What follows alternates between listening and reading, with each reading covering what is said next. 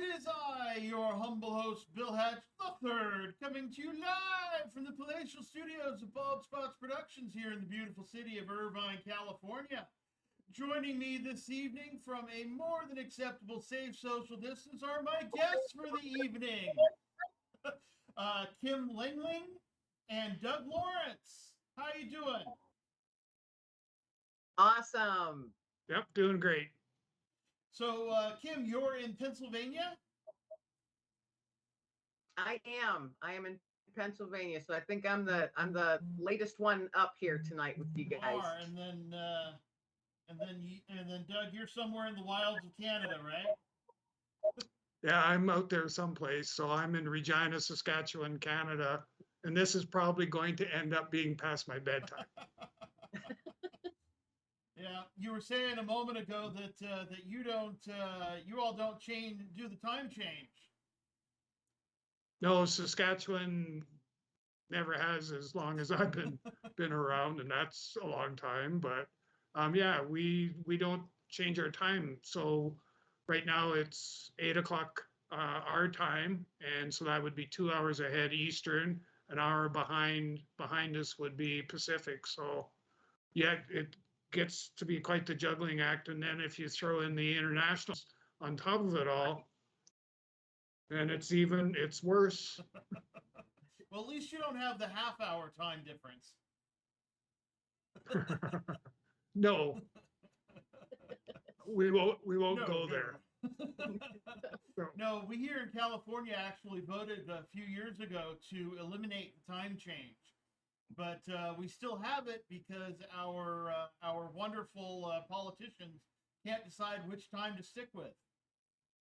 And so they keep arguing about it because they have nothing better to do. And I think that there was talk recently of it actually, at least on I don't know, maybe it's for just Eastern Standard, but that they're going to do away with that in a couple years, and that would be awesome, I think, because I don't know. It's always been said that it's because of the farmers, but I've never understood that. So yeah, Well, it good. I got to go because I'm a farm boy. So it's okay. So what does it mean? It disrupts the cattle having to adjust the different time zones because it changes the time that they get fed and all that sort of stuff. So it disrupts the cattle. That's the story that we've got, and that's the one we're sticking with. Okay. I honestly never knew. I never knew that. Wow. Well, we've all That the learned cows, something new. I didn't know. I didn't know that cows knew how to tell time. I don't know that they do. At least that's the story I was told, but I don't know that they. I know. Yeah, we will. Yeah, okay. I understand. I was just messing with you. Yes, cows can tell time, and chickens are good at financing, and yeah.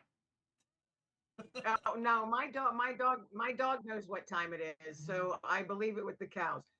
My dog knows exactly what time he is to get fed, what time is treat time, what time is bedtime, all of that. He does. Yeah. Yep. And I think what we can say is, and you heard it all here first. Right. That's right. Right. Yeah, I had a dog when I was a kid that could tell time. He knew exactly when it was time for the kids from the high school to come home, because they'd all walk past our house, and at 3 o'clock on the nose every weekday, he went out there to watch them come home, make sure everything was okay. Animals are awesome. They are. Yes, They're they pretty are. darn awesome. But we need more humans. We need more humans that are like animals.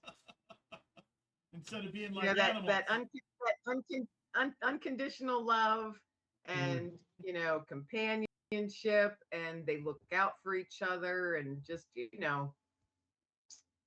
that kind of stuff. Yep, indeed. Now, I should tell the audience that this was kind of a last-minute deal. My other guests backed out at the last minute because of family emergencies.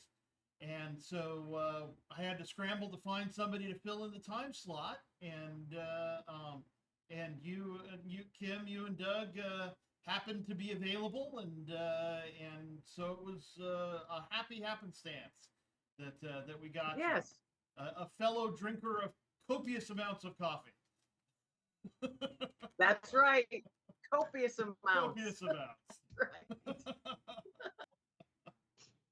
You know, and it's 10 o'clock and I'm sitting here with a fresh cup of coffee. So what's that Oh. tell you? Not good.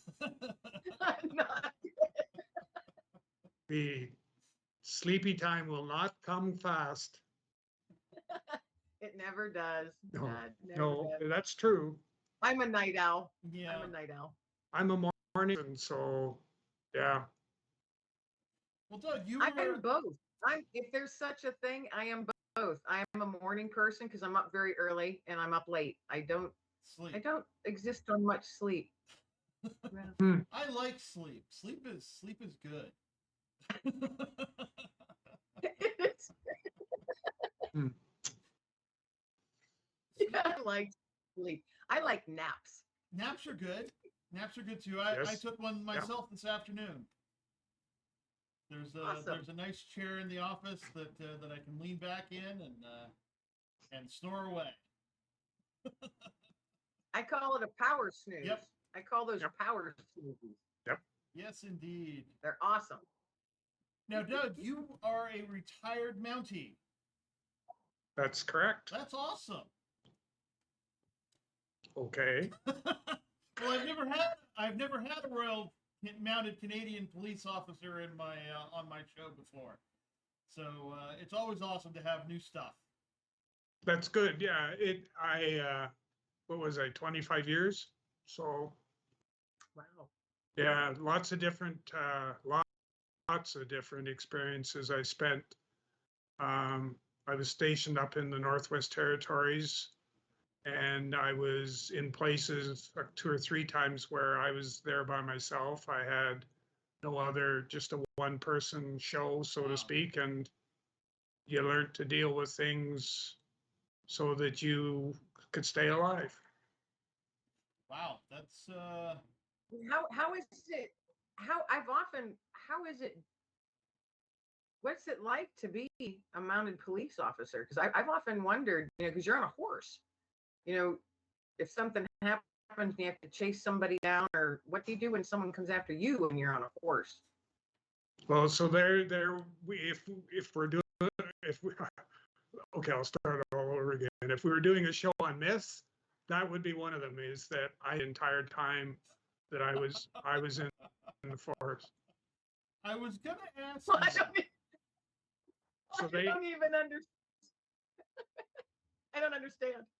Well, my father was in the Navy and never went on a boat while he was on active duty. There you go. There you go. Yeah, they still have it even to today. The RCMP, the Royal Canadian Mounted Police musical ride. They tour around and they put on the display of horsemanship and rider and horsemanship.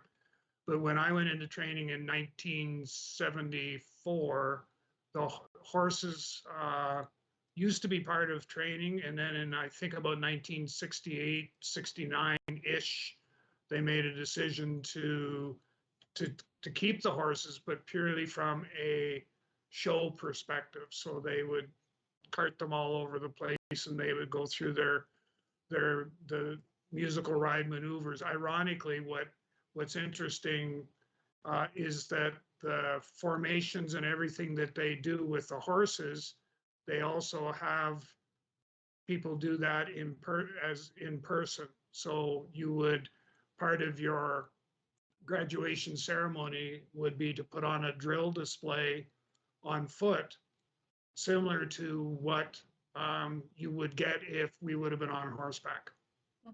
Oh, now see, I learned something today. That's interesting. Yes, Not Quite After Midnight is indeed an educational show. Hey, look what we've covered already. I know. Yes, and you've heard it. And you've heard it here first.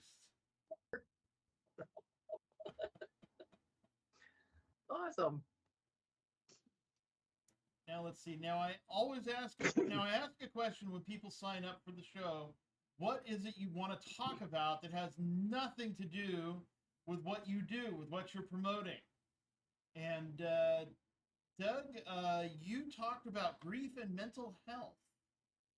This is a very big deal subject these days, that's for sure. Often in the news and whatnot. What's your story?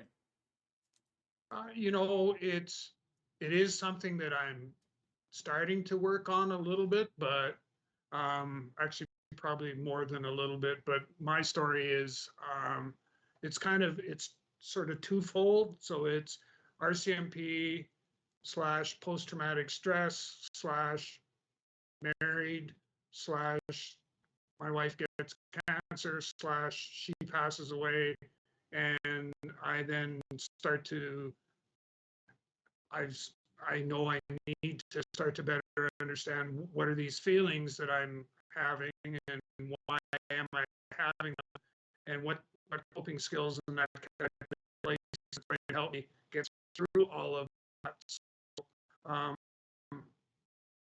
that's kind of how that all came to be. It's a tough road. It's a tough road. You'd mentioned, because mental health is, especially in the last 3 years, has just skyrocketed for people who are struggling. I personally live with PTSD, so I have personal experience with how bumpy that road can be at times, and how sometimes you just want to shut yourself off from the world. And you can do that for a bit, but it's not healthy to do it for too long. So, for you to sit there and just, honestly say, I had to figure out what these feelings are, that's huge. That's huge. So I'm really glad that you're doing that. And it's you have your good days, your bad days, weekends, because weekends were when we did things as a couple. Weekends now, you're cutting, or I can only clean the house so many times before that kind of wears itself thin. So, but yeah, it's the one thing that I think that is working well is I belong to a support group that deals with PTSD, but I'm in a separate group that deals with the bereavement side. And so I get support from two different angles, so to speak. And it does make us quite a difference, for at least for me, it does. That's awesome. But that you, and there's courage in that. There's courage in that to face that, because that's hard. That's hard stuff to pull out of the box and still tell yourself every day, it's another day. And there are some days that's all you can do is just say, I'm gonna get through it. Yeah. And sometimes that's all you can do is just get through it. I understand the good days and bad days. Believe me, I can empathize with that comment because I can completely understand it. Thank you for sharing that. Oh, yeah, that's, I think, well, a couple things. Podcasts have been the most therapeutic thing that I have done in, I can't even begin to think how many years now, but it's given me the courage to tell the story, but it's also given me the courage to try to cope or deal with, those feelings that I have. And maybe if I talk or share them, because I don't always have that support, at home or, with, friends and stuff like that, at least not to the extent where they understand things, but it's, it's to have that, I guess it's, yeah, I'm not even sure what I want to say now, but I understand. I'm getting all teary eyed sitting here. I'm so darn proud of you. Awesome. How awesome. And you were a guest on my podcast. Yes. A few months ago, and it was it was a great conversation, and it's to see, and gosh, look at me, out here. Yeah, you I appreciate your courage. I think it's just amazing, Thank you. and I give kudos to all of those out there who, because it takes strength and courage to fight those battles that nobody else sees. well, and it's so difficult to come out and share with these things. I deal with major depression, and I know from my personal experiences, it's difficult to come out and talk about it because you don't know if you're going to meet up against the people who are going to poo-poo you, or the people who just don't understand and can't deal with it, or that third, blessed small category of people who get it and will just listen and be supportive of you and as you're going through those darker days.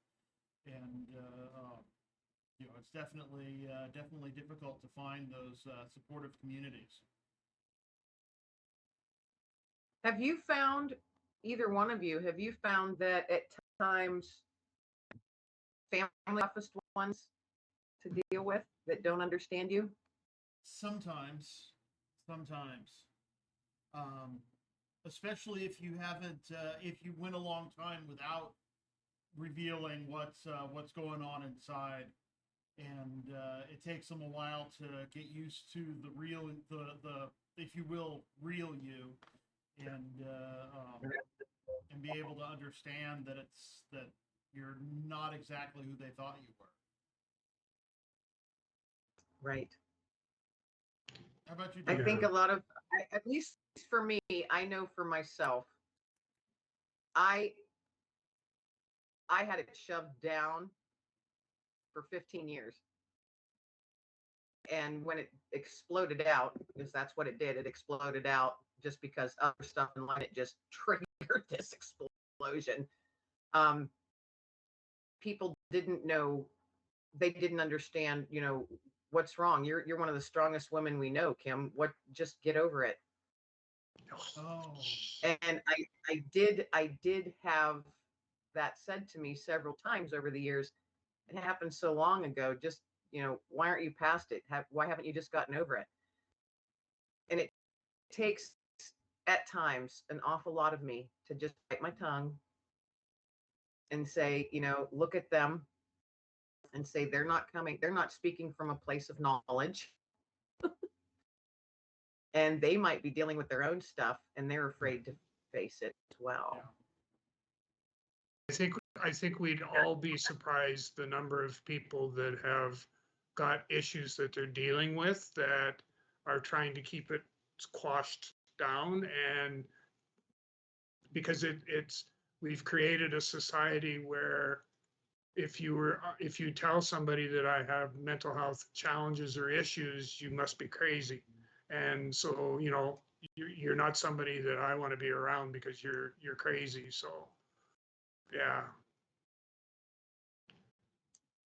We're the ones we beat ourselves up the most too. Yeah. Everybody puts the mask on before they walk out the back door. Everybody does. They put that mask on because they don't want people seeing inside, because it can be pretty scary inside people's heads. If there were thought bubbles above everybody's head, Yeah. we'd all be crazy, because you wouldn't be able to handle what people were thinking or going through all the time. Saying we don't have thought bubbles. I found that everybody has their own personal reality. Most of the time, most of it overlaps with everybody else's view of reality, but sometimes there's something that goes a little off, and you just have to understand that that's still that person's reality. It's as real for them as anything. Years ago, when I still thought I was going to be an actor, I was out in Hollywood, and we were on a break from rehearsals, and we went out to this little outdoor cafe to have lunch. And out in the middle of the intersection was this grassy median with trees and all that kind of stuff, like a little teeny tiny park. But on this grassy median was a man barking at cars. and he just was barking at the cars. That was it. That was his thing. And we're sitting there eating, and I noticed that after a while, the man walks over to one of the trees, sits down, pulls out what looks like his lunch, and starts to eat. Then after he's done eating, he stands back up, walks to the edge of the median again, and takes his place and begins barking at cars again. And I realized that that was this man's reality. It was perfectly sane in his mind to do this. That barking at cars was the thing he did, and when it was time to take a break for lunch, that's what he did. And it really made me realize that we all have this reality that may be vastly different than it is for someone else. And, you know, we have to learn to interact with that. If we're going to interact with people, even people whose realities are close to ours, but slightly different, not quite so vastly different as someone who barks at cars. But you know what I found the hardest thing to do, and this is something that my pastor said quite some time ago to me, because he's so good at what he does and he's so empathetic and he has such a huge heart. And I asked him, I said, isn't it difficult? You know, it's 24/7 for a pastor, with phone calls and people showing up at your front door and hospital visits and funerals and, you know, everything that entails there. And I said, it's got to be so hard. And he said, one thing I've learned is I have to realize, and I have to, where they are, not where I think they should be, not where I assume they should be, but where they are. And that has never left me. And I try and remind myself, meet someone that's just different, totally different from me, or totally different lifestyle or opinions or what have you, whatever, where they're struggling in some way. I have to remind myself, Kim, meet them where they are. Yeah. Just meet them where they are. Doesn't mean that I have to completely understand them. Just meet them where they are. I have taken that to heart, and I remember that all the time. I just thought that was a great thing that he shared. It was a nice little nugget that he tossed at me that I'm able to carry around with me. Yeah, if we can't meet people where they are, how can we communicate with them? Right. We're speaking an entirely different language then. And that happens though all the time. Yep, absolutely. Now, Doug, you're a mentor of mentors, the only journey mentor of the international mentoring community in the world. The world. That's really awesome. I'm honored and a little in awe. What was the journey that took you there? I've been mentoring people now formally, officially, as my full-time job since 2009. And I was mentoring people, didn't know what the heck it was I was doing, but I know now it was mentoring back in my RCMP days when I had teams of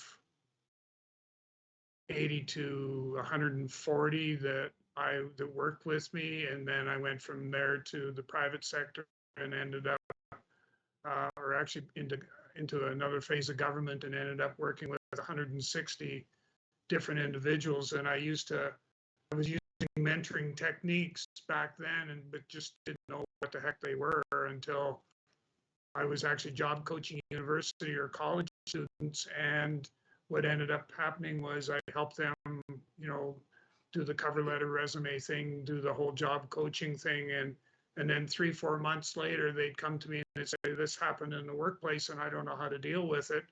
So I'd ask a bunch of questions and kind of guide them to the answers that they needed. And after a period of, 3 or 4 or even more, probably half a dozen referrals, they said, you should do this for a living. We can't afford to pay you, but I'm sure somebody could. So I did some research and started with partnering with a company in the US to provide certification for mentors. And just kept going on and on and on. And now I parted ways with them, and I'm working with an awesome guy out of Calgary, Alberta, Dr. Stephen Hobbs, and he and I work together to provide certification at a practice level.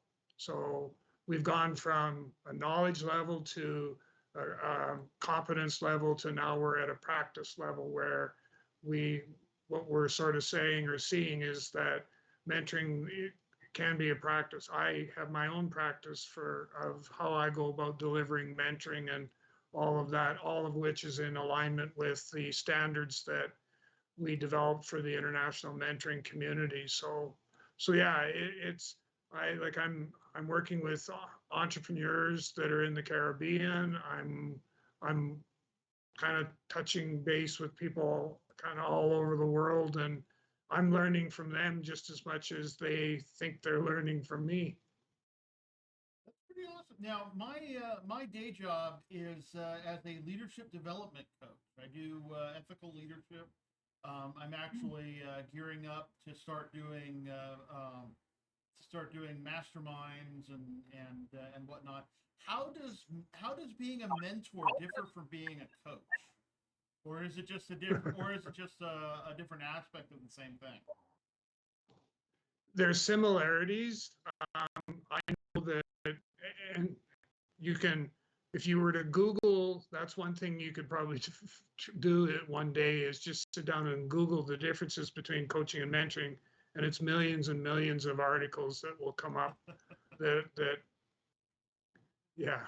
So for me, how I typically describe it is that I would bring a coach into an organization, and I've done that when I don't feel that I can bring value. So what I typically would have the coach would be looking at dealing with some performance issues where they need to get the person back on track again. And it's a very defined period of time with very specific goals and objectives that need to be addressed. The mentor, on the other hand, is going to kind of guide the employee and will ask them questions, not tell them so much what they need to do to fix this, but ask questions to get them to think their way through it. And the mentee is typically encouraged to drive the agenda. So they need to be the one that says, okay, for our next meeting, this is what I want to have accomplished. And I end up being I agreed with one of my clients today was, I'm going to be your accountability partner and I'm going to hold you to task because you've identified where you are today and where you want to be tomorrow. And to get there with, if we use existing timeframes, you're gonna have to pull your socks up. So I'm gonna hold you accountable and stuff. So, and the other part, the part I see that stands out, there's two parts. The one is that the mentoring, when I develop a relationship with somebody that I'm mentoring, it's a almost like a mentoring for life sort of thing that I always end the relationship by saying the relationship isn't over yet. So it's an ongoing one. Like I'm working with a leadership team in a school, and we've been together now probably 6-7 years. And I'm there as a sounding board. I provide guidance when needed or when required and stuff like that. Coaching, I see it as more the duration of the relationship is more defined, where with mentoring it's not. Yeah. Okay. Interesting. Okay. That is interesting. So Kim, you've got your own podcast and TV show, and you're an author. What's Let Fear Bounce? Let's start with that. Let Fear Bounce is my podcast. That came about when the world shut its doors, that first wave of COVID. And I was one of those ones that a door was shut on. So I found myself at home without a job, and I'd not been in that position before. And, at this, and I like to say this season of my life, I was like, I'm too old to want to start sending out resumes again and try and find a job. And my boss will be half or less than half, and I would be able to run circles around them with my experience. I had a little bitterness going on for a few minutes. Sounds like it. And so I thought, okay, Kim, give yourself 24 hours to be mad. And so I did. I was, and it wasn't, losing my job. There was no animosity involved.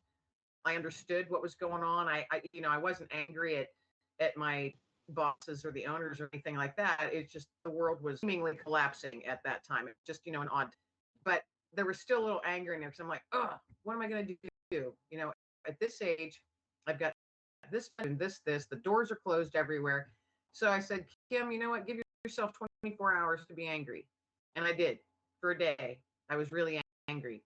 And I was out in my backyard and I yelled and threw a few swear words out into the universe. And then, I said, all right, now tomorrow morning, I'm like giving myself a pep talk. Tomorrow morning, you pull up your big girl panties and we sit down and figure out what we're going to do. And me, myself, and I, the three of us, we're going to figure out what we're going to do. So I just asked myself, what are you good at? What do you like? What do you have a passion for? So I like speaking. I love writing. People tell me I'm good at it. And I'm good at sales and marketing because that's my background, 25 years. So I thought, what can I do? I like talking. So I Googled how to podcast. And literally a few hours later, I started one. Not knowing anything.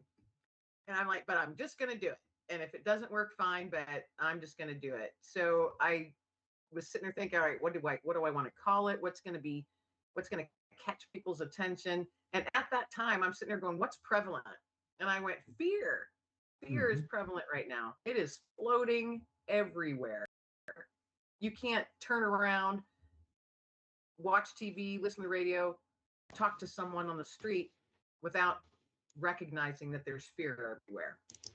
Fear of the unknown and what's going to happen. Am I going to get sick? And I told myself, you know what? I'm not going to let that swirl around me. I'm not going to let land. Fear will not land on me. I'm going to let it bounce.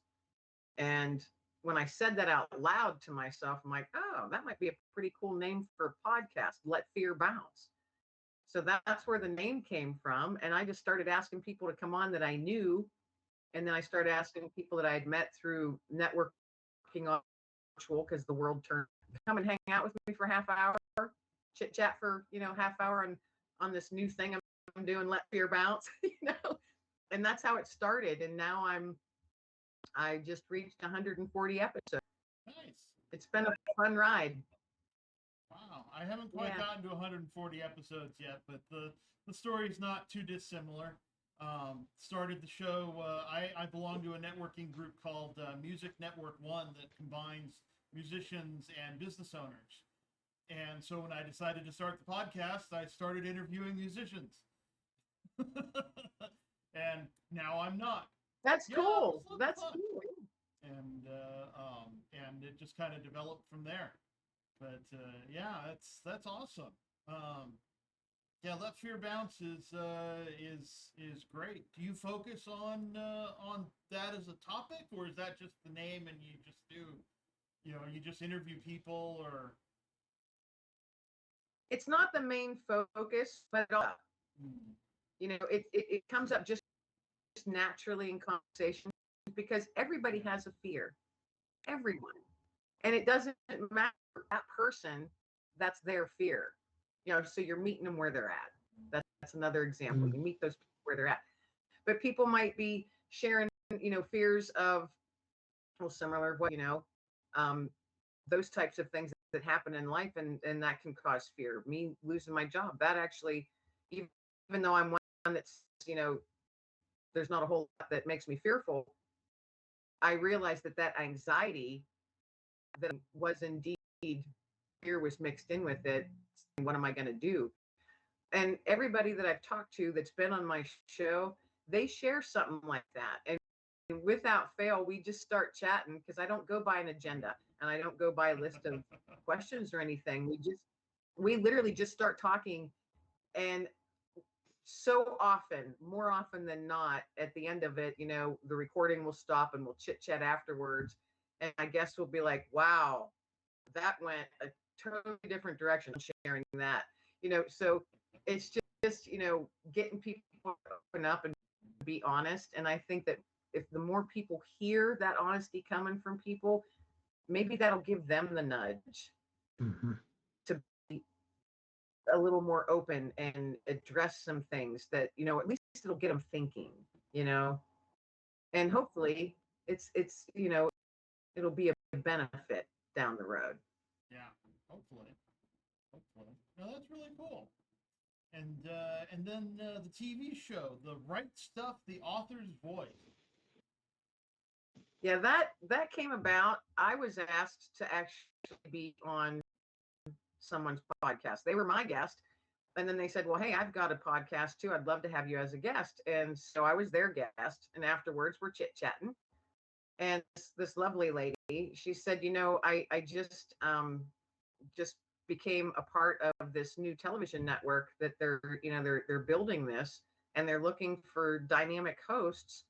And if you've got an idea for a show, I'll send you the information, and then, pitch them, let them know what you're thinking. And I'm like, that's not for me. I'm just not getting into this podcast. I don't be person. And they're like, oh, it's online streaming and all that, but give me the whole spiel. And I'm like, I'll think about it.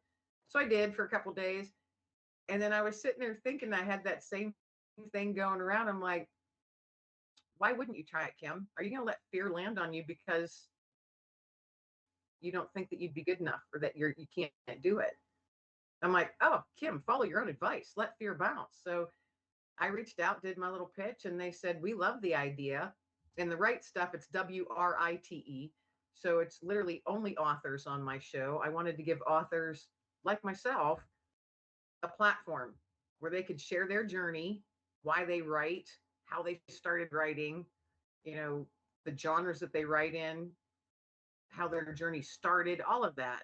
Because to me, that's fascinating. And people have their favorite authors and all of that, but you never know the author. Yeah.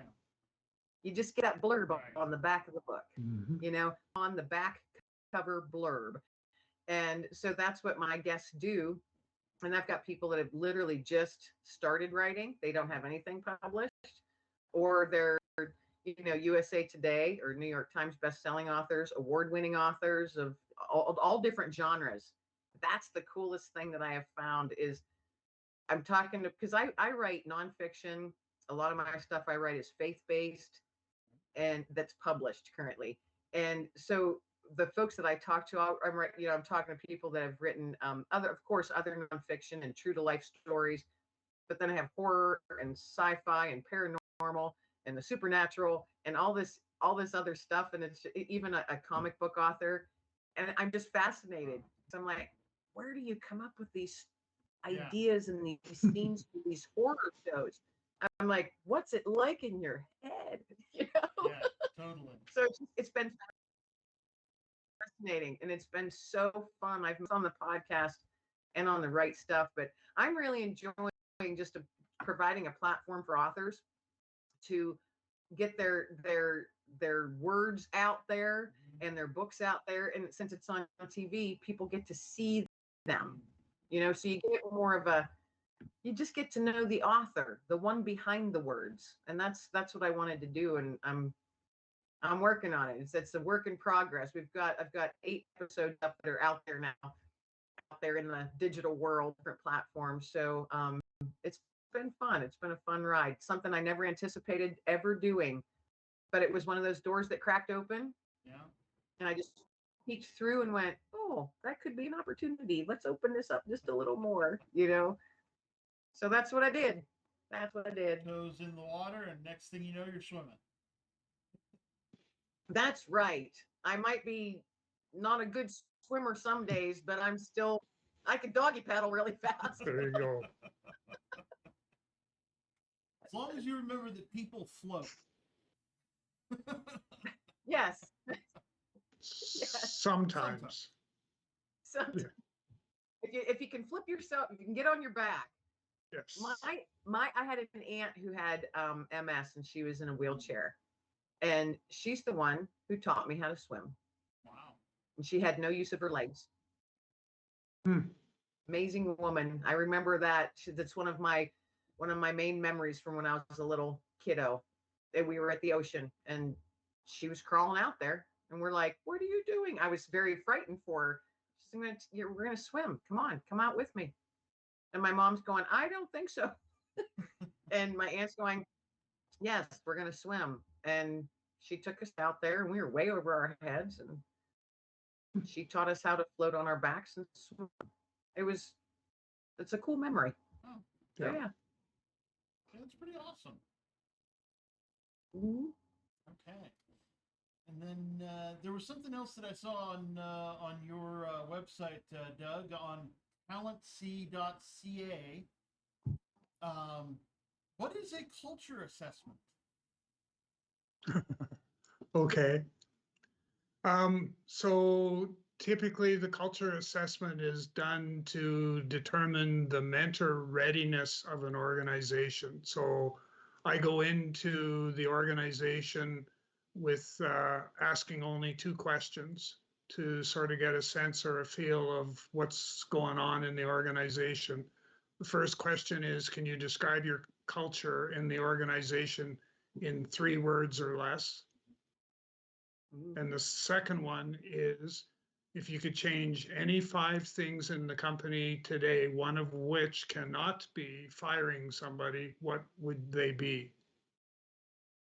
And what I end up doing is I take all the data, I interview, depending on the size of the organization, I've interviewed anywhere from 25 to 30 people to as many as 50. And they're typically about an hour and a half interview. And then I take and I pull all the data that I get from all those interviews, and I kind of drop them into buckets or silos, whatever you want to call them.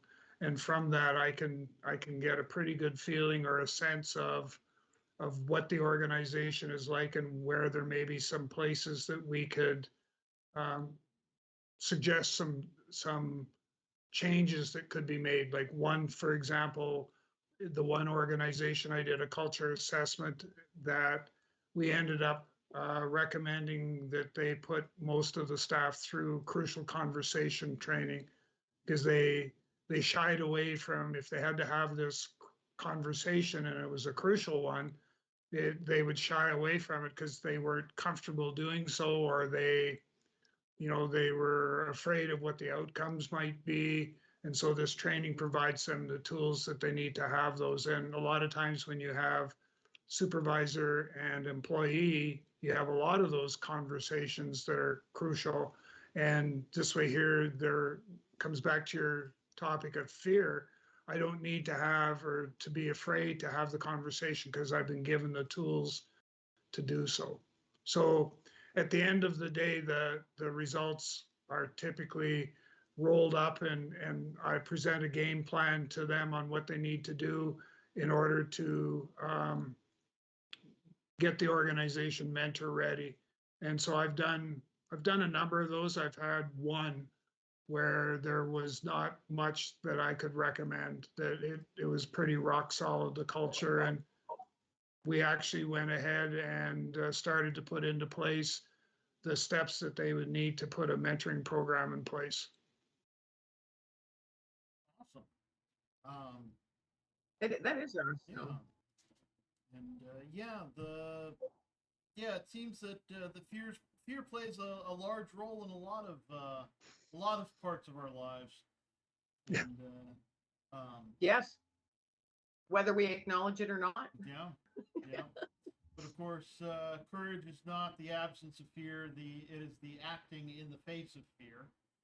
And I think we have to learn more about how to do that. Yeah. That's for sure. I have a question for Doug Okay. on what he was just speaking on. Do you find that with like management, maybe it's lower or middle management, do you find that they're the ones They're not properly equipped to manage when you go into to do a company culture assessment. Yeah, I do. They have, it's kind of been you're now a leader or a manager, now go forth and lead and manage, right? And it's like throw them in the deep end of the pool and hope like hell that they can swim, because they, we haven't given them the tools. And I do leadership mentoring as well, where I get asked to go into an organization, and this one particular organization had me come in, I think 3 times, and each time it was with what I call a baby manager. So somebody that had just been introduced to being in that position. And so then we would have weekly conversations where we would talk about, so what went on this week? What went well, what didn't go well, and what are we going to do different to deal with those type of situations? What are we going to do different next time? But yeah, it's. I found so often in corporate, because I was in it for so many years. I was in healthcare and in manufacturing, and I found that so many that were put in supervisory roles were not prepared, because they were friends with their coworkers, and then all of a sudden they're a boss. There was a lot of or the people literally just had no idea how to be a leader. Yeah. Very, very interesting stuff. Well, so many people get promoted because they're good at the job they were doing. If it's a sales focused one, they're selling more widgets than anybody else, so they get promoted to manager, and that has nothing to do with it. They couldn't lead a No, you're right. round rock down a steep hill. But and that's why we promote them. That's why we promote them. That's right. We used to, at one time point, there used to be a joke in the Royal Canadian Mounted Police, is that if you wanted to get promoted, you had to get into trouble. Okay. Yeah. You heard it here first. I've seen that too in companies. Yeah. I've seen that. Yeah. There'll be times you're like, I cannot believe that person was promoted. That is the least experienced person for that role. And they got it over 3 or 4 other people. Yeah. It's amazing. I miss any of that. Yeah, me either. I don't miss it. I like working at home and doing my own thing. Yeah. Unfortunately, some of us still have to play around in it. No, I understand. I understand that completely. But at least I'm not in it. I'm playing around it. Well, true. Right. So that does make a difference. So you can make a difference on that. See, you both are doing that.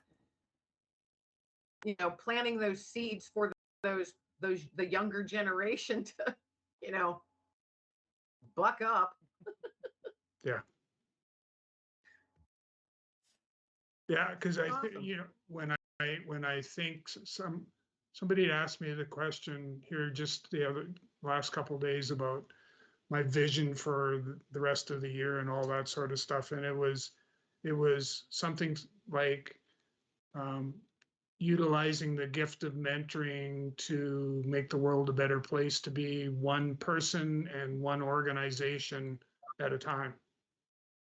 And when you start to think about that if more of us started to do that, I think, what we see today for the landscape of the world as a whole would be completely different.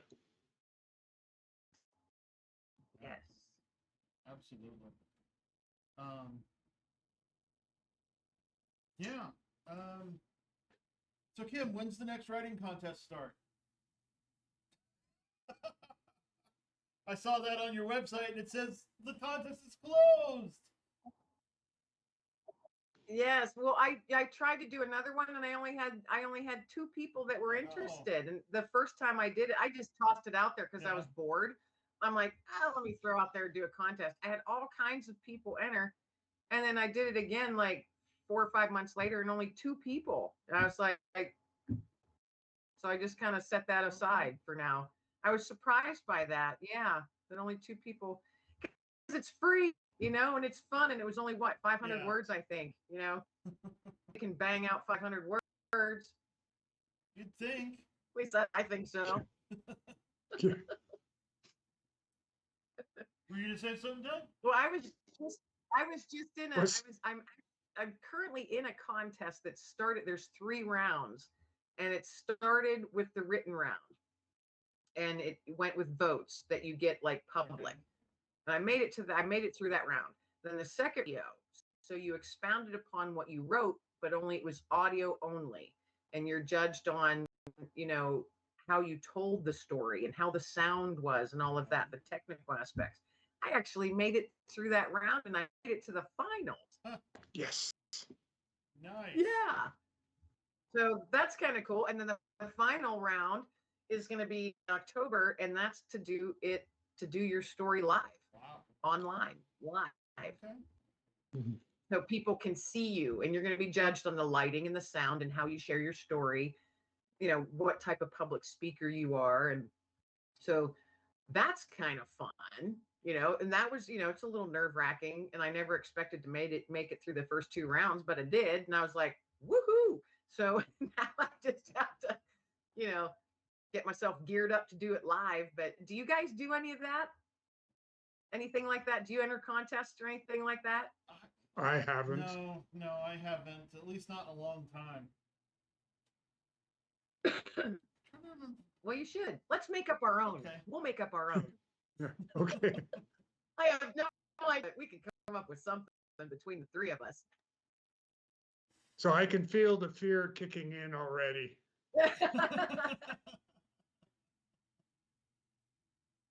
That Okay, sounds now like you that interview- sounds like a topic. Yeah. Yeah, I can it feel does. if you're kicking in already. Yep. Yeah. Yeah. Public speaking is a big fear for a lot of people. Well, you said that earlier that when you started your show, it was with musicians. Yeah. Now, did they have a lot of fear? Because I love singing. I have a blast doing it. I love singing. They really didn't seem to have a whole lot of fear as far as talking about themselves. Well, maybe a little bit about talking about themselves as opposed to the music, because then you have a layer of protection between you and the public. But Right. but no, they tended to be real easy as far as talking goes, because the way it feels, it's like it's a 1-to-1, or 3-to-2, or something like that. But depending on how many people you have in the group, like right now, it only feels like 3 people. But as soon as we're done here and I upload it, then it's going to be a conversation in front of a whole bunch of people. Hopefully, a whole bunch of people. It's growing. It's growing. I'm not Joe Rogan yet. No, that's hey, I might be going at a turtle pace, but I'm still moving forward. Yep. That's right. Slow and steady wins the race. So I'm just letting things. That's right. So I'm just letting things roll as they go. Yeah. And it's fun. It's fun to do it. And it's something I don't know about you guys, but 3 or 5 years ago, did you picture yourself doing what you're doing now? Not even no. Not exactly. No. So you had a little light bulb up in there. You just hadn't quite turned it all the way on yet. Radio back, actual real radio, over the airwaves and the station and a big tower and all that kind of stuff. Back in 2011, here in Anaheim, at the Angels baseball stadium, and we had a show. We called. Well, my pastor had a show called Your Wonderful Life, and I got into it because I had some project that I don't remember what it was, but I wanted to promote it, and he was taking sponsors. And so I said, well, I'd love to sponsor the show and get my message out. And he's like, great, come on the show. And so I did, and I never left. And so I kind of became his co-host, and we did that for several years. And then when we ran out of money, because it was a sponsored program, I went and took the format and put it online as a podcast. And now I do it twice weekly. Well, I do that show twice weekly. Although I've rebranded it YWL Online, Your Wonderful Life Online. And I do those two podcasts with my father, who was still is a chaplain, but in a different format. He was a chaplain in the Navy, Marines, and then the Army, and then the VA, and he's been a cruise ship chaplain. And just done this stuff all over the place. That is awesome. And so we do these two shows a week, and then I thought several years ago, hey, you know, it'd be fun would be to interview people, because I know all these musicians and they're cool. So maybe we could have some fun online doing that. So I kind of came up with this idea and started doing it.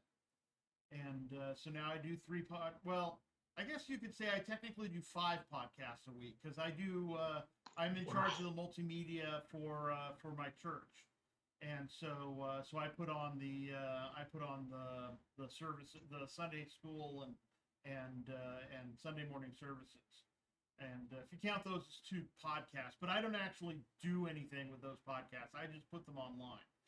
So yeah, not a whole lot of work. That is a lot of work.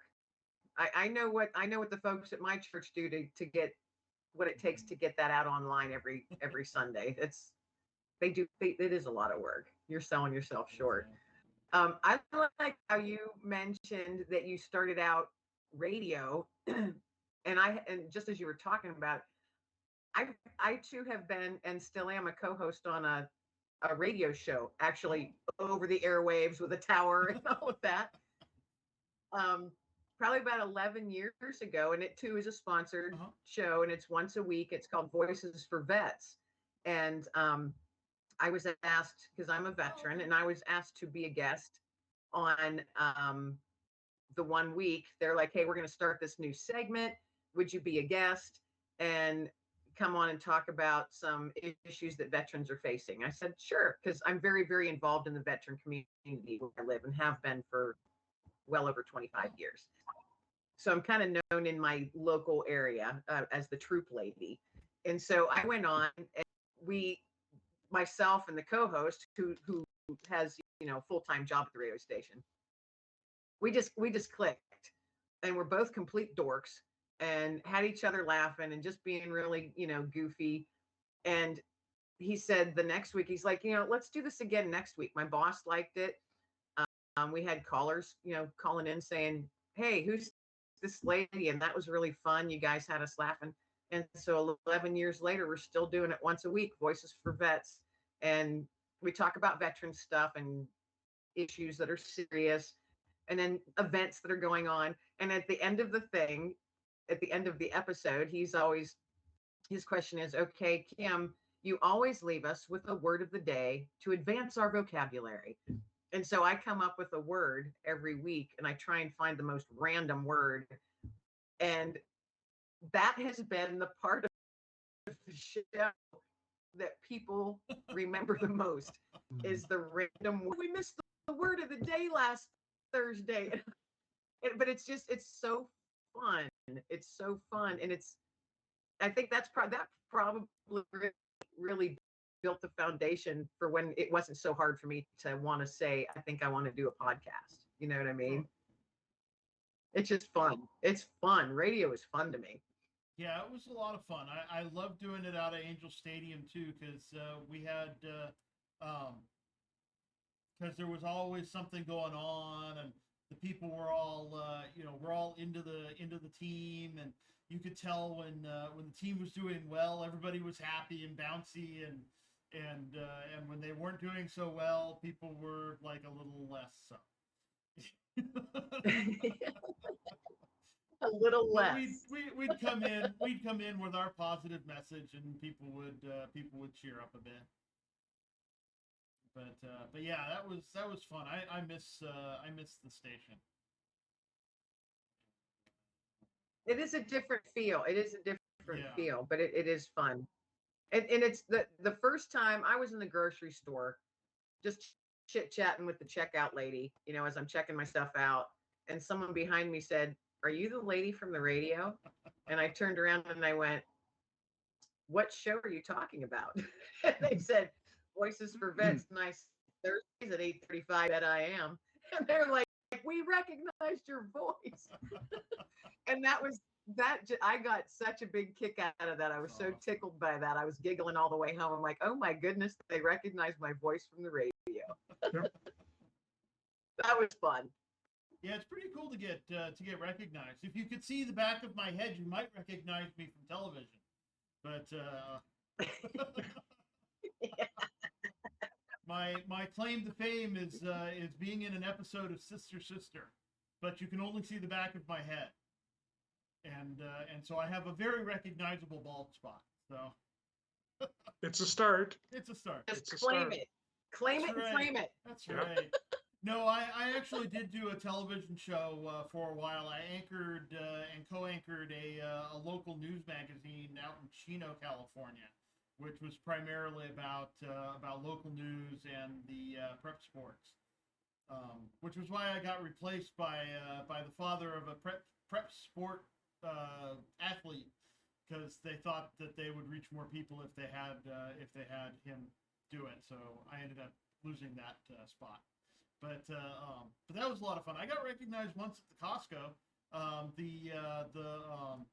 The sample lady was handing out her samples, and she's like, "You're that guy from that show." And I'm like, "No, we're on before that show." Here, take all my samples. Take my samples. You're awesome. Oh gosh, that's funny. That is funny. Yep. I love I was, that. No, we're going to show on before that one. Yeah. That's an ego boost, Isn't it Tom. Yep. Cracking me up so hard right now. I just find that hilarious.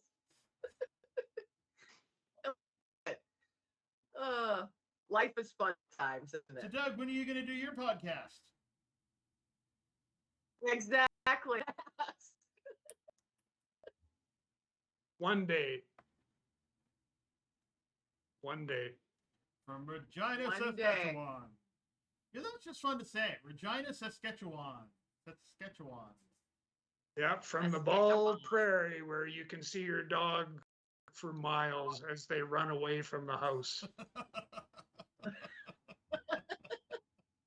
I've never been there. I don't even know where it is on the map, to be honest with you. So you're kind of over to the west. Yeah, where From it the goes. States. It goes British Columbia, Alberta, then Saskatchewan, then Manitoba. Okay. So from right to left, if I'm looking at a map. Somewhere Yes. in the middle. Yeah, yeah, Somewhere in the middle. close. Yeah, we'll go with that. One of the places people fly over. Actually, that's true. Kind of like the Midwest in the United States. It's the airline that has decided that we're just going to, if you want to go to Regina, we're going to fly over it to Calgary and then fly you back to Regina. Ah, Where's the logic to Yeah. that? But who knows? Uh, So Yeah. what's the coldest it's ever been there? What's the coldest it's ever been there? probably 50 below, minus 50 Celsius. So what's that Fahrenheit? For us United States people that don't know we the refuse metric to learn the system. metric system. Let's see. Then, 50. then we'll just have to go with the fact that it's pretty bloody cold. Isn't it like you see. subtract 30 or add 30? Yeah, I think so, yeah. That would be like minus 20 close-ish degrees Yeah, Fahrenheit. yeah, I think so, yeah. That's darn That's pretty cold. cold. Yeah. 120. And when we get were, wind chill here. No, that's Huh? wrong. No, that's wrong. Yeah, no, 22 below. because when we were, 50 well, degrees when I was Celsius in northern, equals 122 degrees Fahrenheit. Minus So 50. minus 50 would be minus 122 degrees Fahrenheit. Wouldn't it? No. No, it doesn't work I that way. wouldn't think so. No. That seems, no, that doesn't seem to be right. Because I've been, Yeah. Minus 58. yeah, minus, in northern BC, we had minus 68. And when I was in Hull Beach in the Eastern Arctic, we actually hit 70 below. Wow. So I froze my ears. Wow. My ears went, boop. They flopped forward. Wow. That's pretty Okay, cold. so minus 58. with the wonders of Minus 58 degrees Fahrenheit. the wonders of that's amazing, isn't Pretty it? cold. It's chilly. You couldn't even breathe; it would freeze your eyeballs. Okay. You know what I mean? Yeah. Wouldn't it hurt your eyes? Yeah, it does. And it's tough breathing that cold air in too. So, but Yeah, freeze your lungs. Take a jacket. I think the coldest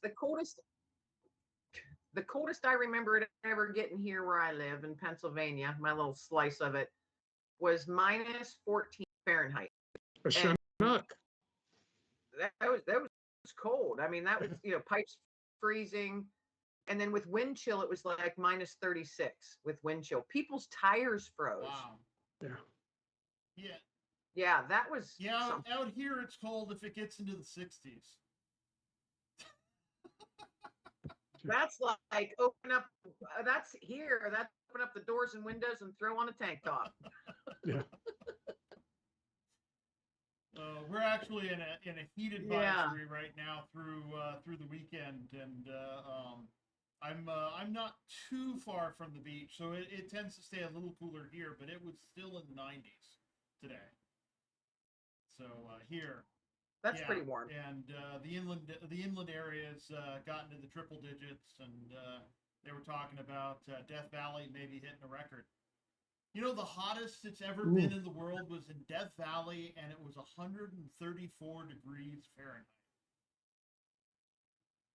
I can't even imagine. That's just ridiculous. You cook your eyeballs. My brother lives in yeah. My brother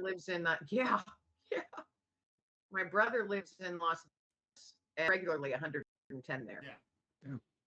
I don't know how people survive. You stay inside. And I would hate that. I am such an outdoor person. If I couldn't be outside every day, that I would struggle. I could not live in that type of environment. I don't think that it was so hot that you couldn't be outside unless it was like 5 o'clock in the morning. Yeah. Yeah, I had to clean out my garage. That'd be I had tough. to clean out my garage last night, and it was, well, I was supposed to do it yesterday, but it was so hot. It was like insanely hot inside the garage. So I put it off, and I woke up at like 2 in the morning and went to go and do it. It was still in the 70s outside, and inside the garage, it had to have been in the 90s. I was sweating like a stuck pig. Yeah. It was I believe it. ridiculous. It was so hot. But Do you get a lot of humidity? not generally. We've been getting a lot more than it was when I was a kid. When I was a kid living out here in California, it was dry all the time. And but it started getting more and more humid now. That's part of it's because we have people out here like their lawns, and so we're putting a lot of water out into the atmosphere, watering our lawns. Oh, My apartment complex has gone to AstroTurf, so we don't have that anymore. But Oh, that's yeah, I couldn't imagine. yeah. My parents live out in It's Missouri, very humid. and Missouri gets humid like you wouldn't believe. Oh yes, yes, I can believe it. We get it in We get it in Pennsylvania too. It's amazing. Yeah, it's ridiculous how I hate the humidity. I lived in New Jersey for about 6 months, which is about long enough for anybody to live in New Jersey. But yeah, it was so humid. I was miserable. It was terrible. My parents want me to move out to Missouri, but I don't know I don't know if I could deal with that humidity. I can deal with everything else, but I think the humidity would kill it for me. It really does it really does sap your Yeah. energy. Yeah. It's amazing. Talk about When you're just sitting there, when you do nothing but breathe and you're Yeah. sweating. when you're sweating in the shower. That's when you know it's Yes, That it's awful. would do it.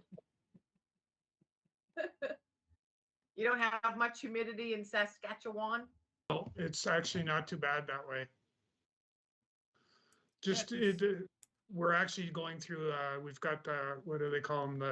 The high temperature or the high heat. We've got the warnings for the next week here because it's supposed to be plus 35 Celsius and Okay. fairly consistently. So people either go to the beach or stay in air conditioned homes and stay out of the sun. Yeah. So that's like 85, 90-ish Fahrenheit Yeah. then I think, isn't it? Yeah. Around Yeah. that. That's pretty warm. Yeah. Yep. Yep. Let's all go to the beach. Yeah. When you want Yeah.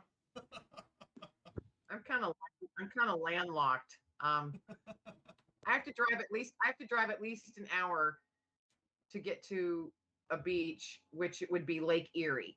Okay. One of the Great Lakes. And I don't feel like driving. Yeah. It would take me about an hour to drive to the beach too, but it's only about 10 miles, so. You're in a city. Southern Yeah. California traffic. Isn't it Yeah, lovely? that would do it. Yes. Wow. It Yeah. is, as people say. That would be hard for me. Yeah, we don't give distance in measure distance in miles or kilometers. We measure it in the amount of time that it takes for you to travel that far. Yeah. And here where I live, I often say, as well as everybody I know says, well, as the crow flies, it's only about 2 miles from here. And we just point. Okay. As the crow flies. As the crow flies. Crow flies. Yep. Wow. Haven't heard that in a while. Yeah, me either. I say it often. I live in the country, so I'm surrounded by fields and woods and farms. And you give directions and it's like, okay, you're going to take a left and then you're going to see this big blue house on the corner. Keep going 3 to 4 houses, then you're going to see this big tree and I'm on the left. So that's how we give directions. Yeah. Yeah. I don't use north, south, east, or west. It's like, when you see that big red tractor or the big barn with the flag painted on the side of it, take a quick load. You'll find us. Those are better directions than what Google Maps would give you. At least more interesting. You are right at times. Yeah. My GPS at times, the newer ones, like years ago when they were relatively new, would take me on journeys I never anticipated. Yeah. I'd be like, where is it taking me? I'm just driving and driving, and it said that I should have reached my destination 20 minutes ago. There was one time I was using an early GPS to get somewhere up in the hills here in Orange County, and I'm following the directions, and it's like, oh, turn left here, let's turn right there, go quarter mile, blah blah blah, and then all of a sudden it says you have arrived, and I'm not there. I'm looking. There's no house. There's no house anywhere. And then I realized there was a house, but it was about 50 feet straight down. There was a cliff, and the house was right up against the cliff down below me. It took me 45 minutes to back out of this hill country so that I could get down to where that house was. And I had to do it. I had to figure it out manually because the GPS thing wouldn't tell me. So I had to whip out the paper map. I still keep a paper map in my car. That's funny. I still do. I had a similar experience with my GPS years ago. I was in home health care. So I was one that went to people's houses to set up the services for them, and I'm way out in the country on a back dirt road, and it's nothing but cornfield. And then my GPS said, "You have arrived." And I stopped and went, "I am surrounded by acres and acres and acres of corn. There's no house here." And there was no cell reception because I was way out in the middle of nowhere. And I'm going, these gentlemen, and they were older gentlemen, like in their late 80s. And I'm like, they're waiting on me. I can't find them. So I drove to a higher place and called them. And they said, "No, you were in the right but cornfield." And they said, "Look for the old oil barrel. Keep driving until you find it. And then you'll see a dirt track. Just drive down in there. And we're down there in the valley." I'm like, what?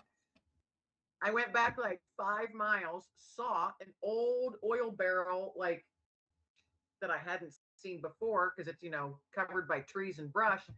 And I'm like, oh, that must be the barrel. And then and there was this, it was like an old cow track. And I went, okay, here goes my car. Going down this valley. But when you got to the bottom, it had this absolutely gorgeous farmhouse and this gorgeous fields and a big old barn. It was absolutely beautiful and hidden. I'm like, this is a hidden little, island down in here. It was, but that was one of my GPS. I'm going, no, there's just corn. There's nothing else. Yeah. That's funny. You learn quick. Quick. Yeah. I remember the days of only having paper maps, the old Thomas guide and all that, having to figure out how to read the actual map. But people get lost today. Do you have those big books? That really big book, the Atlas? Oh yeah, I remember those. The big book I still have one of those. It's obviously not up to date, but I still have one. Well, yeah, you plan your trips out with a highlighter. Yeah. Oh my goodness. Wow. Yeah, we're old. And that's okay. Yep. We have, what? The way I look at it is our generation, we weren't raised on all this technology and stuff. We had to do stuff for ourselves. We had to learn it given to us. Yeah, that's right. Yeah. So I don't mind being the age I am because I can sit there and say, you know what? I had to do it this way, and I'm really glad I did because I can take care of myself. Yeah. Where I think a lot of the younger folks coming up now, they're not even taught how to cursive, sign their name in cursive. Right. Yep. Yeah, they've out here a lot of schools made the choice to spend the time on keyboarding skills instead of handwriting skills. Just there's only so many hours in a day. What are you going to do? Yeah. They got rid of the schools here too. Yeah. I couldn't believe it. And I was actually talking to a young person. I don't honestly know. I can never tell the age because some of the teenagers look like they're in their 20s. But this was a young lady, and I said, well, you have to sign your name. She goes, what do you mean? I said, sign your name. And I went like this, and she goes, what does that mean? with like this attitude, and I'm going in my head. I'm thinking, meet her where she is, meet her where she is, and then my other side, the devil side, is just going slap her across. uh, and I'm thinking, later on, I was like, you can't be mad at her. She wasn't taught. Yeah, that's true. That's true. Well, So be mad at the ones who should have taught her that. Yeah. I couldn't believe it. I was just dumbfounded by. I don't know what this means, and I'm going, oh my goodness. Yeah. Yeah, that's a bit. How do you get by without being able to sign your name? Well, they don't even know what a checkbook is. Well, you still have to sign your name Everything's done on their phone. on some things. Yeah. You know. Some. I've been doing that for the last few days, signing this, that, and the other thing, agreements and whatnot, all online. I have a special pen specifically for my computer. I was going to say you have a. Yeah. But you know what this means. Either you're conducting an orchestra or you're signing your name. Yeah. That depends on where you are. That's right. Right. What little world I'm in that day. That's right. That's right. What circle of reality are you in? But that's right. Yeah. Oh. Hey, there are nights living out in the country. There are nights where the sky is so clear and there's no light pollution where I'm at. So you just see millions of stars. You feel this big, and the cicadas and the tree frogs and the peepers have this chorus going that's so loud. And you just stand out in the backyard and you literally, it's like, listen to that symphony. And you just like, okay, keep it up, little critters, because this is just amazing. So I do call me Maestro Kim. Maestro Kim.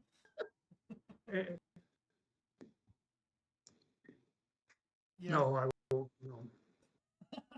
You don't? You don't want to call me Maestro Kim, Doug? No, I was okay. I was thinking, okay, that's good. And then it was Mother Nature's choir. I think I was trying to figure out how could I tie that all together. And then I went, no, don't bother. I thought it tied together nicely. Well, it does. It does. But it's already been done, right? So just, yeah. Yeah, we don't have any of that out here. Our sounds of nature are the car horns and the people yelling at each other.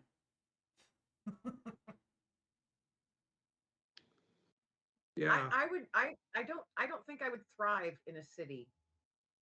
I don't think I could thrive in a city. I love visiting different cities, and I've traveled, to Europe and stuff, to other cities and things over there. But after 3 days, I start to get edgy. It's like I need to go somewhere. Do you feel like that in the country? A little bit.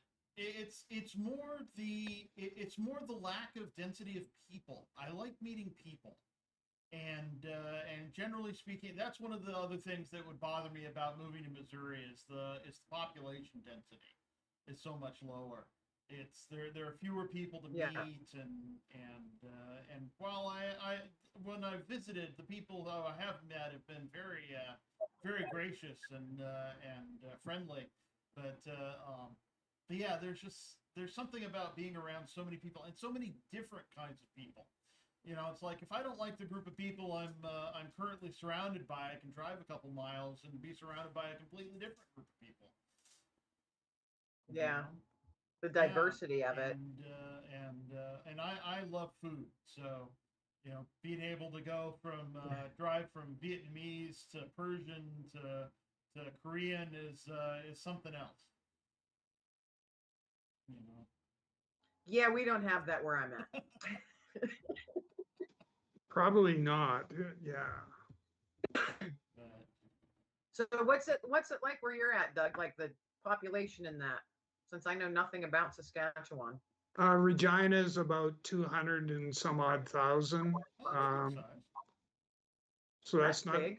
yeah, takes probably 30 minutes to get from one side of the city to the other, as long as everything goes well.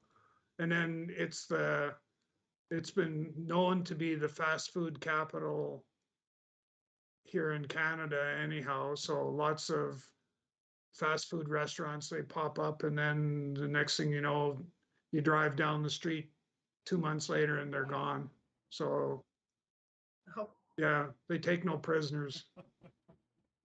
So where I live 10 minutes away is the city, and that's like 14,000. that's nice. That's the That's city. funny. Yeah, I just call it going to town. Yeah, I'm going into town. yeah, the city where my parents live, Poplar Bluff, has about 16,000 people. So yeah, about the pretty same. close, Yeah, about the pretty same close. size. Yeah. I grew up in a tiny little town.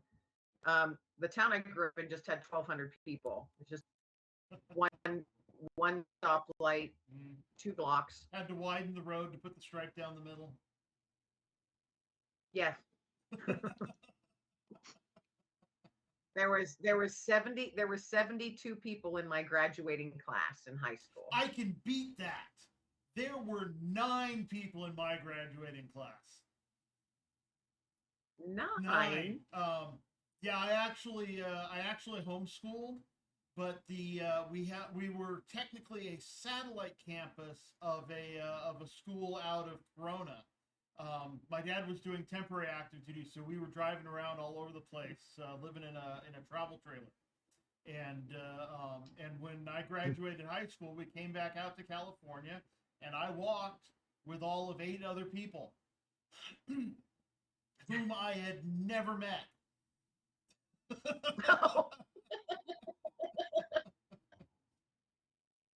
That would be awkward. Yeah, it was kind of awkward. It was.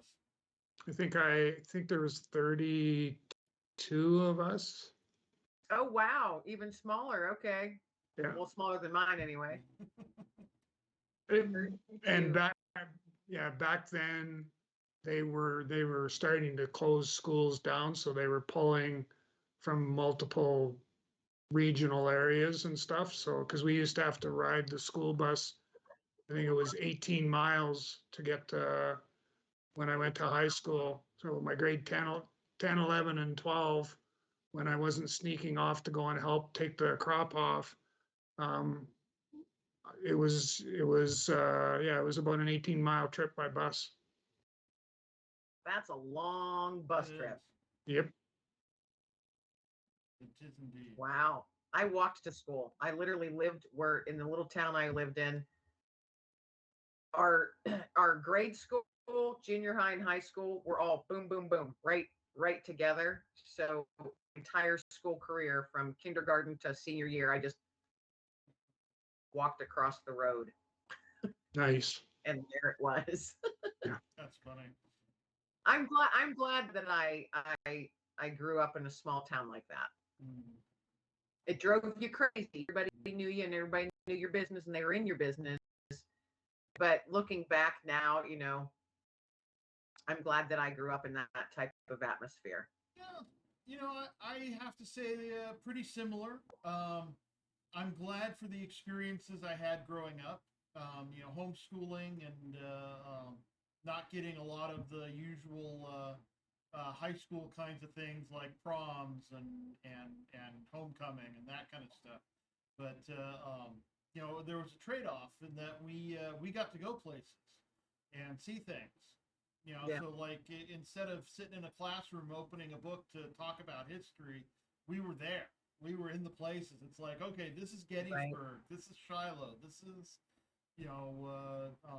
this is the Pennsylvania State House and all of those kinds of things. And so, definitely a trade-off. We're again back to only so many hours in the day. And so I guess I couldn't have it all, but what I had was pretty good. What about you, Doug? Well, I was just, because most of my, my elementary years of schooling was we could walk or take the bicycle and ride to the school, and it was, a small, we were about a mile from the small town, which ironically was built on land that my grandfather gave to the community to to build their little hamlet, I guess is what they were called back then. So, Wow. so we, yeah, and then 10, 11, and 12, grade 10, 11, and 12, we were bused to the next largest center that had the high school and that available there. Well, even I think my brother even went and did some of his elementary years there as well.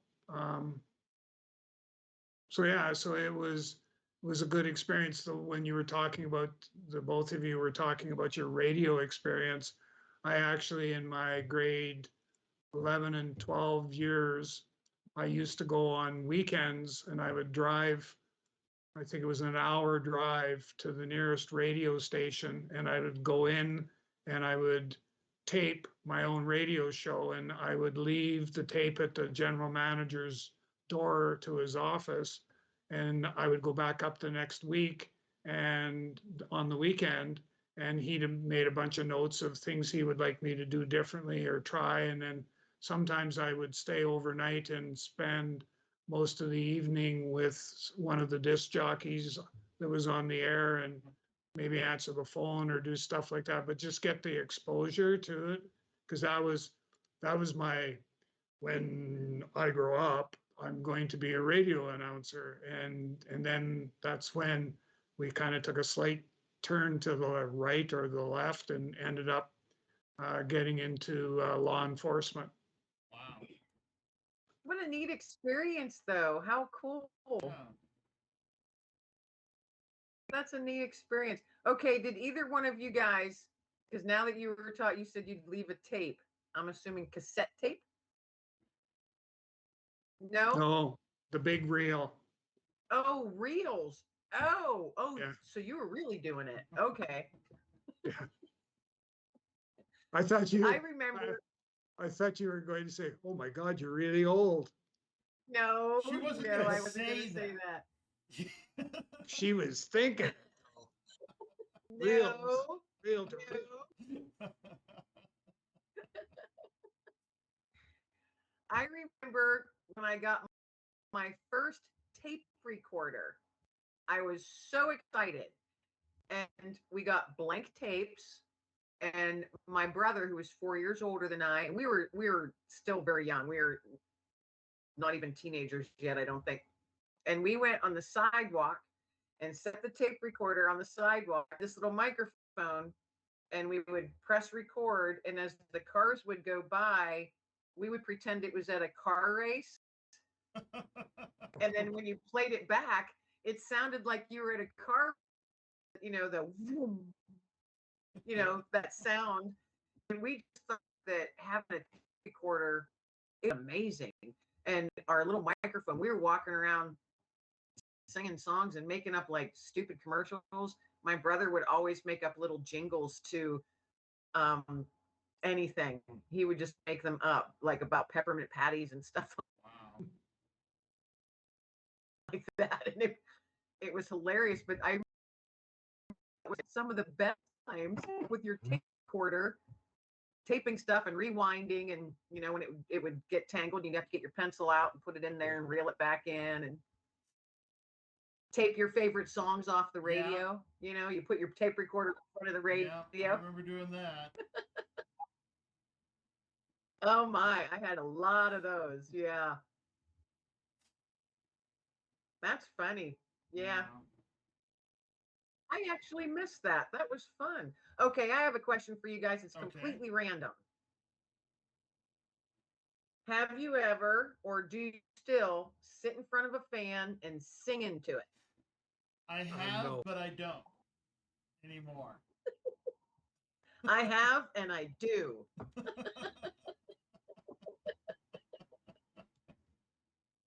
We used to tape ourselves on our tape recorder doing that.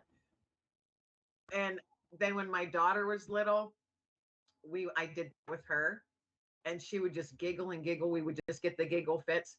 And now, every once in a while, in my 50s, I'll be like, "Hey, that fan's running on high. I think I'll sing a little ditty into it." So I do. One of those bad karaoke experiences where just take the mic away from them. Just take it away. And I have since then, I sang in the church choir, and then I think something happened that somebody stole my vocal cords or something weird like that. Whatever. Yeah, bad thing. Don't give him the microphone. I was singing karaoke once, and they actually shut off my microphone. Yeah. Ouch. Yeah. I love singing karaoke. I have fun with. I like singing. I too, Doug. I sing on our church worship team. I enjoy singing. I'm not great. I can carry a tune. I'm not great. I have a lower, deeper voice, and they call me the lady bass. So they give me like the songs to sing lead on that are sung by men. And when it's a song you have to use a lot of power with, my voice goes very raspy. So I don't know if either one of you know Zach Williams. I know the name, yeah. He's a contemporary Christian artist, Zach Williams. He's got a lower, raspy, deep voice. Okay. Those are I sing his songs in church because I have a lower, raspier voice. I can sing pretty, but I have to actually work at singing pretty because I have a more of a gravelly, not a very feminine singing voice, but it's unique. It's a unique voice. Let's put it that way. Yeah. Nothing wrong with that. That's right. Who wants to be like everybody else? That's right. That's right. Yeah. Just we're all in total agreement that we don't want to be like anybody else. Yeah. I love it. Oh, goodness gracious. Well, we've been at this for a while now. So I'm thinking it's getting a little late. Maybe time to end this game and go about our merry ways. But before I do want to mention again the websites, which will be printed up on the printed up on the in the descriptions. But KimLenglingAuthor.com. That's Kim's website. You can find her books there, including When Grace Found Me, Real Life Stories of Women of Faith, volumes 1, 2, and 3. Wow. And then Doug's website is talentc.ca. And that's got all of his mentorship stuff on it, and his mission and how to get a hold of him. So be sure to check out those websites. And then before we go, there are always two things I ask. One is do you find people have anything to say to the nice audience? The nice members of the audience. Do we have something to else say to say? them? Any closing comments? Whatever you're doing out there, just rock it to the best of your ability because you are amazing. Don't let negative self-talk or thoughts keep you down or keep you back. You're amazing and you're awesome and you are meant to do great things. So get out there and do them. Go rock the world. Amen to that. I like that. That's really, I like that. And from my little part of the world, the message I would leave would be that it's okay to ask for help. Yes. Definitely. It's okay to ask for help. So open the door to your little closet that you're hiding in right now to get away from everybody. Extend your hand and say, I need help, and someone will be there to help you. That is true. Awesome. And then the final. Do you have a national? That's okay. I'm Go sorry. ahead. Is there a national number in Canada that people can call? Yeah, there's probably a couple. I'd have to dig them up to find. Yeah, I was just curious. Yeah. I know. Because here in the United States, there's an 800 number, but they literally just changed that number to the United States. It's now just simply, it's a mental health crisis hotline. It's literally, you just dial 988. We're doing the same. We're following in your footsteps. Oh, okay, cool. Yeah. Cool. Yeah, it was just announced. I don't think it's available until 2023, but they had actually mentioned in the news clipping that the United States had set this up, and now Canada was going to follow suit. So Yeah. that's good. Yeah, because the 800 number Yeah, was makes it easy to remember. 1-800-273-8255.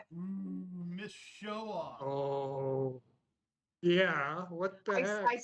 I share it every week on the Veteran Radio Show because when you press 1, that takes you directly to the Veteran Crisis Hotline.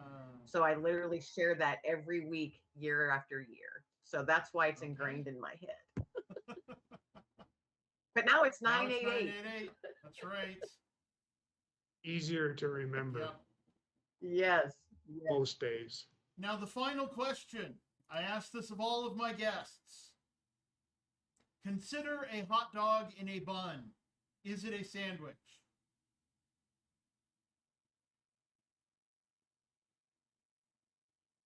No. Yeah, I'm going to go out on a limb and say no. Okay. A sandwich is turkey, pepperoni, hard salami, in between 2 pieces of pickles and mayonnaise and tomatoes. That's a sandwich. Okay. Yeah, I'd agree with that. I don't know what you call a hot dog in a bun. That's just a A snack. hot dog. It's a hot dog in a bun. Well, It's just a hot dog. Yeah. Yeah. Well, the opinions Or seem we to be could call it a pretty hot even- dog in a bun. Yeah.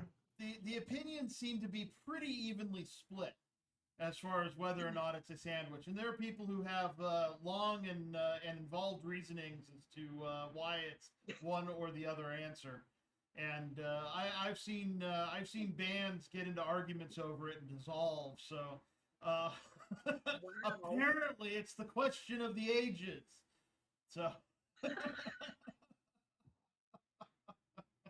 And it's, that I never heard or thought about. Hey, So good one. you heard it here. Yep, you heard it here first. There you go.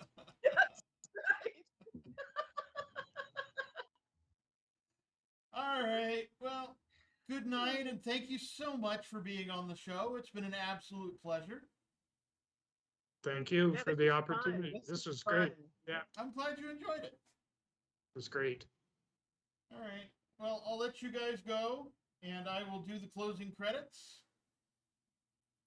Okay. Okay. All right. Good seeing you again, Doug. All right. Good seeing you too. Take care. Nice meeting you both. All right. Take care, Yeah. everybody. Take care. Good night. Thank you for tuning in. This has been a presentation of Bald Spot Productions. I'd like to thank my beloved mother, our producer, Eileen Hatch. I, of course, am your humble host. I'd like to thank my special guests, Doug Lawrence and Kim Lengling.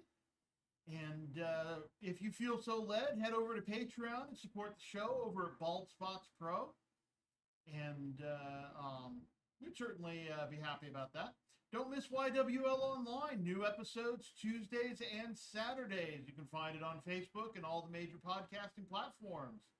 Tune in next time for Richard Blank and Richard Lynch. We'll have a pair of Richards. Please like, comment, share, subscribe, whatever you got to do to stay informed and kick that algorithm into gear on the platform you use. So thanks once again. Hope you're having a wonderful whenever you happen to be listening to this. And see you next time. Bye.